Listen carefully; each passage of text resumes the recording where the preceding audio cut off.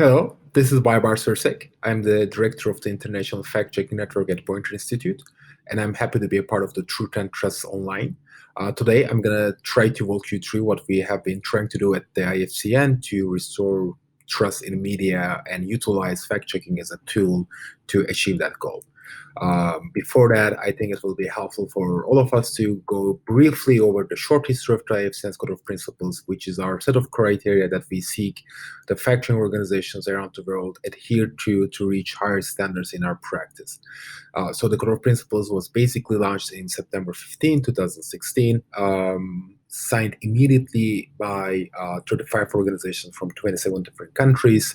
And then it became a part of Facebook's third-party fact-checking program as they announced that they would rely on our Code of Principles to start with working with fact-checking organizations. And then after a few months of the launch of the code in September, we have introduced a new system of independent external assessors reviewing the adherence of the organizations to our code, which came into effect in January 2017. And in 2018, we have been able to launch our application portal to streamline the process. And immediately, in less than a year, we have been able to reach to 60 plus organizations from 40 countries as of January 2019. We have been again able to see a growth in the number of fact-checking organizations in our network, and 92 organizations from 48 different countries have been our signatories to our Code of Principles. So as you see, the international distribution of fact-checking organizations is increasing day by day, and as of last June, the Duke Reporters Lab have been able to identify 230 fact-checking projects in 71 different countries, and this is a survey that they do every year to map the fact-checking organizations around the world. But what we do is basically to add another layer of the survey by providing the public with an understanding of how fact-checkers achieve higher standards in the practice.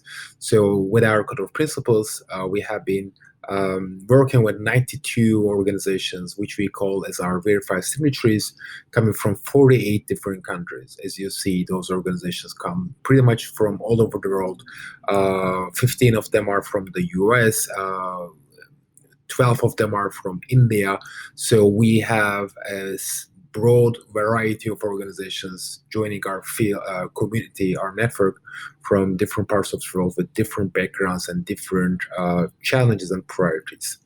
So the Code of Principles is actually a set of criteria built by certain commitments, which are following the eligibility to be a signatory, which is basically being asked to publish at least a period of time before applying to our network, which differs from country to country, and I will go to those details very soon. But the 5 commitments that we have that makes up our Code of Principles is actually the requirements that we ask from fact-checking organizations to abide by. And they are the commitment to nonpartisanship and fairness, or the commitment to standards and transparency of sources, the commitment to transparency of funding an organization, the commitment to standards and transparency of methodology, and last but not least, the commitment to an open and honest corrections policy.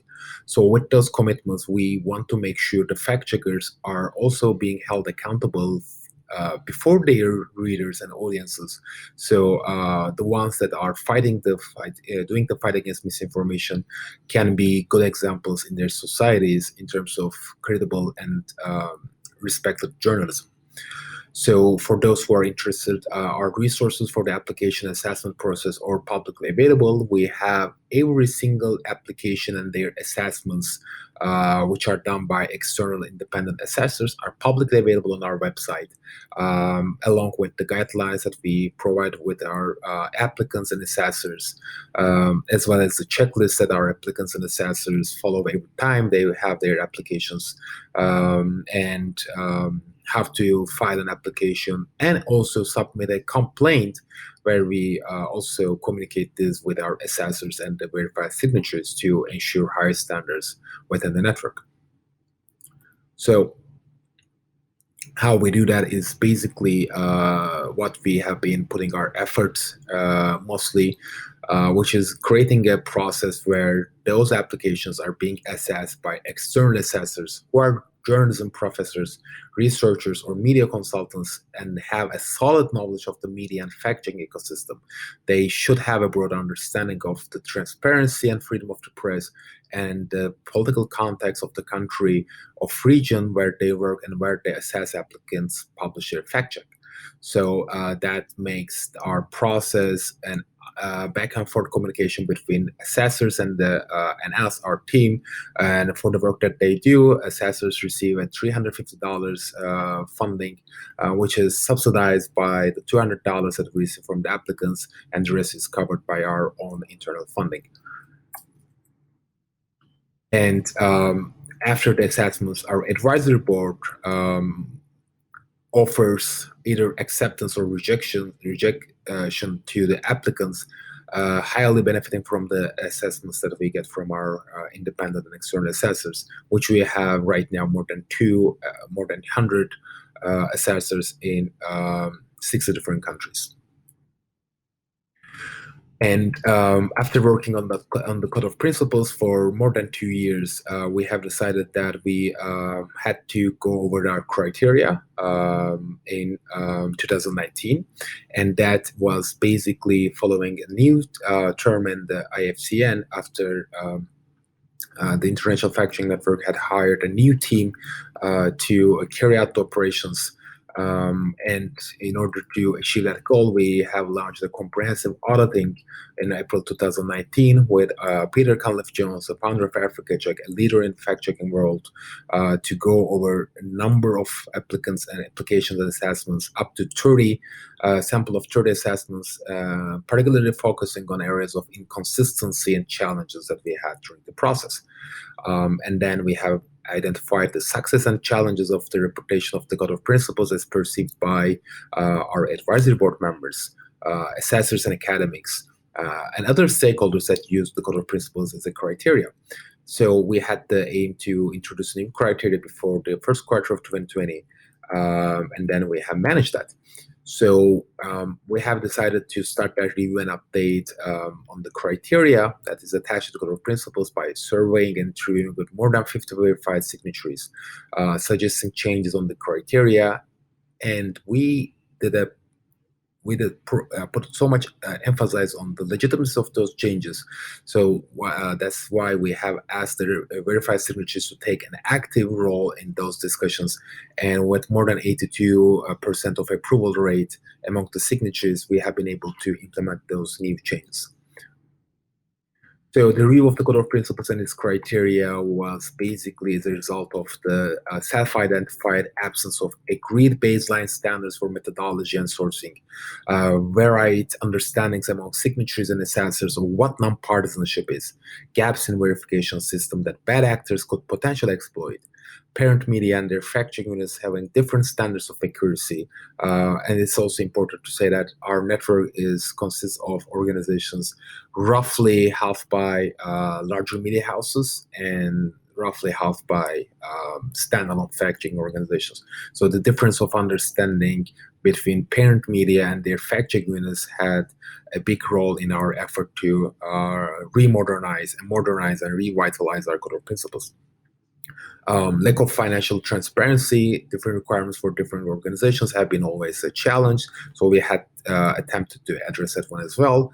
And the challenges that full transparency brings to fact checkers in hostile countries where the freedom of media is not to be taken granted, and the governments are usually following authoritarian tactics to suppress the free media, have been one of our focus points. And also from a more technical and logistical perspective, the challenges that the assessors had in properly investigating applicants was a big factor in our review process. And last but not the least, we also had to modernize our complaints policy and how we respond to violations of the Code of Principles. So the critical changes that we had on the criteria was basically a set of different changes. one of the most important ones about how we make sure we don't encourage encourage applications coming from organizations just doing this for financial purposes. So that's why we increased the required publishing track record from 3 months to 6 months in countries where we have less than 5 verified signatures, and to 12 months where we have 5 or more verified signatures. So right now we have 12 months for United States and India, since they have more than 5 verified signatures, and for the rest of the world, the criteria is right now for 6 months. And then we started to ask assessors to randomly pick fact checks and cross-check them with sample provided by the applicant. So we have a much thorough system to evaluate the non-partisanship of the incoming applications. And to address the challenges that we had about transparency of funding in hostile countries, we have provided a new exceptional waiver circumstance or option to a signatory facing closure or severe sanctions or risks if it discloses its source of funding publicly. So every end of year, we will publish a transparency report walking through the public how many countries have been affected with our exceptional waiver, particularly in the areas of transparency of funding. And last but not least, again, corrections policies must be enforced by parent media organizations as well, even though we exclusively focus on the fact-checking units. We now have more emphasis on the parent organizations, particularly in their compliance to the fact-checking units corrections policy, which to our perspective is one of the most important parts to build trust between the media and their readers. So that's why we are also enforcing that new criteria to media organizations as well. So a few words on how the International Fact-Checking Network attempted to address infodemic, since it was one of the most vital cases where misinformation diminished the trust in media tremendously. So we have been more active in providing the users with active users with fact check with reliable information in different mediums. So that's why we have launched the Coronavirus Facts Alliance in January 2020 and introduced a database of 9,000 plus fact checks around COVID-19 falsehoods, and the first ever global fact-checking chatbot on WhatsApp. So we want to make sure the users have the resource and tools to access reliable information easier than ever. And we generated more than $3 million since the WHO called the misinformation problem as an epidemic, and distribute those resources to support the fact-checking ecosystem in countries, in parts of the world where fact-checking is kind of like one of the frontline workers in the fight against the misinformation and the infodemic. So in order to build that trust at a large scale, I think we need to do more in fact checking at internet scale. So we have been prioritizing our efforts in surfacing more fact checks on Google search and news. Now fact checks appear more than 11 million times a day in search and news in 5 countries: Brazil, India, France, UK, and US. And according to Google's latest data points, 4 billion impressions a year for fact checks, which is a quite impressive number. The claim review and media review infrastructures are helping fact checkers to build a depository of fact checks. So users, publishers, tech companies might be able to use those fact checks to support the fact checkers, and also bring users together with more authoritative information.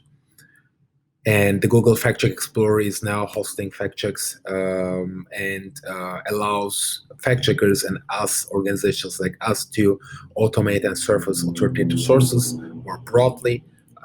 And then new programs around building such depositories and databases, particularly in trusted data sources, will be our priority in 2021. FactTrack will be one of those projects where we will launch that deposit of trust and reliable sources.